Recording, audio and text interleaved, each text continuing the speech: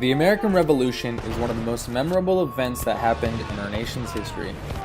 The Revolution was not an immediate action, but it commenced after various protests, revolts, and issues that had occurred in the American colonies. The event that caused the most issues was the Stamp Act of 1765. This was the first internal tax levied directly on American colonists by the British government.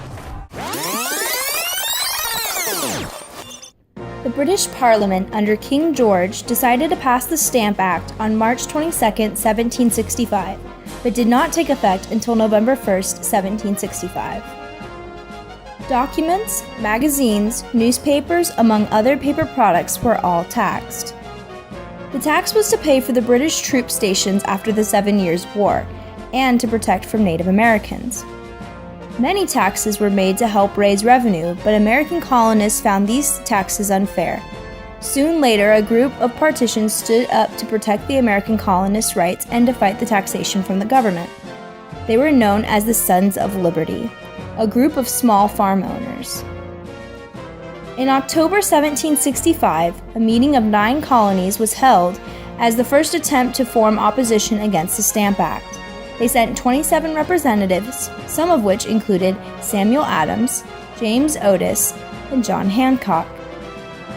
Congress passed 13 resolutions in the Declaration of Rights and Grievances, including no taxation without representation, among others.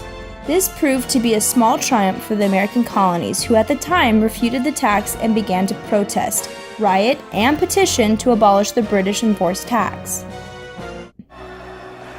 Radical citizens used many forms of punishment and public shaming against British tax collectors. Colonists tarred and feathered British supporters. They were also known to burn down houses. After a long 4.5 months, the British Parliament finally repealed the Stamp Act on March 18, 1766. Many American colonists were not satisfied with the Stamp Act due to the taxation without representation. Unfortunately, the problems and tensions were not ceased. After the Stamp Act was repealed, the British government felt like it had to reaffirm its authority. This caused them to pass a declaratory act which stated that the Parliament's authority was the same in America as in Britain, and they had the right to pass laws that were binding on American colonies.